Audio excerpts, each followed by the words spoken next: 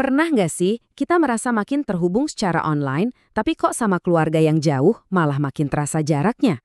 Ironis ya. Nah, hari ini kita bakal bedah tuntas gimana caranya mengubah jarak yang memisahkan itu jadi jembatan.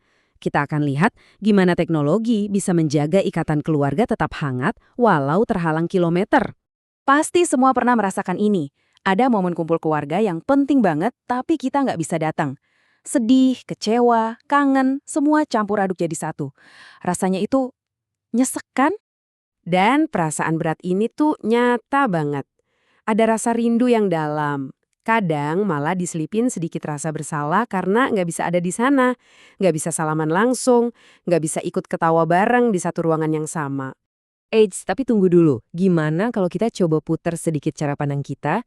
Coba bayangkan, kalau jarak ini sebenarnya bukan tembok penghalang, tapi justru sebuah kesempatan buat kita menemukan cara-cara baru untuk terhubung yang, siapa tahu, justru bisa lebih bermakna.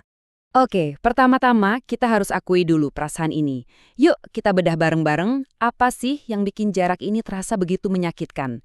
Karena dengan memahami lukanya, kita jadi bisa menemukan obat yang paling pas.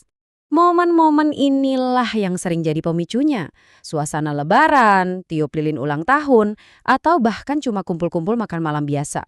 Kehadiran fisik kita yang nggak ada di situ rasanya benar-benar meninggalkan sebuah kekosongan.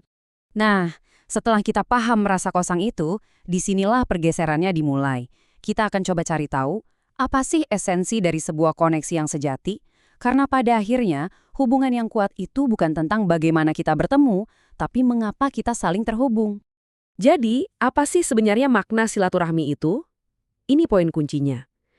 Kata ini itu akarnya dari ar-rahim, yang artinya kasih sayang, bahkan serumpun dengan kata rahim. Artinya, inti dari silaturahmi itu adalah menyambungkan kasih, menyambungkan hati, bukan sekedar badan yang ketemu badan. Dan ternyata, menjaga ikatan ini tuh bukan cuma soal perasaan, tapi punya nilai spiritual yang dalam banget. Coba lihat janji yang luar biasa ini.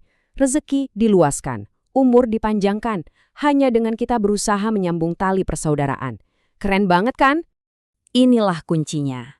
Jadi, silaturahmi itu nggak melulu harus kumpul-kumpul besar. Bentuknya bisa macam-macam. Bisa lewat pesan tulus yang kita ketik, bantuan kecil yang kita kirimkan, atau bahkan doa yang kita panjatkan dari jauh. Semuanya adalah wujud kepedulian. Nah, sekarang mari kita lihat gimana ini semua nyambung. Disinilah momen ahanya.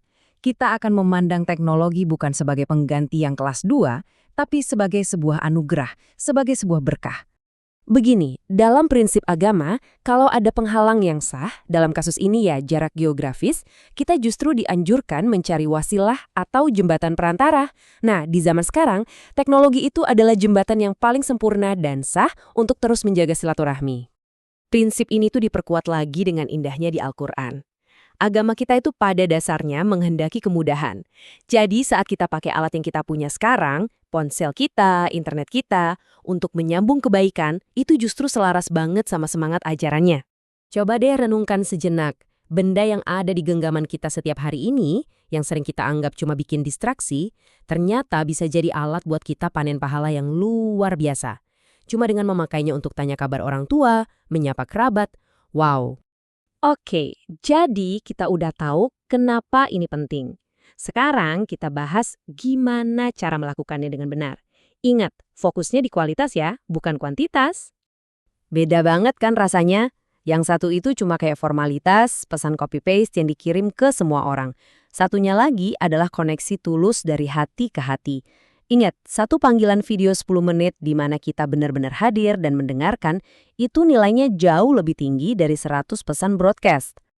Tentu saja, adab atau sopan santun itu tetap nomor satu ya, bahkan di dunia digital.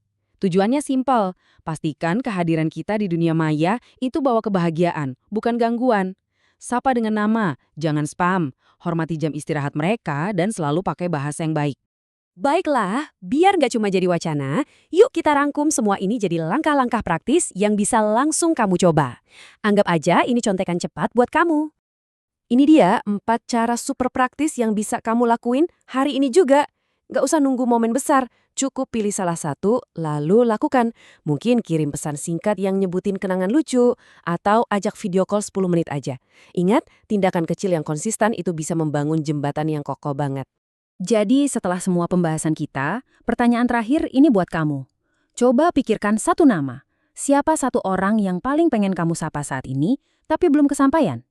Udah, jangan ditunda lagi. Ambil ponselmu, hubungi dia sekarang, dan buktikan kalau koneksi tanpa batas itu nyata.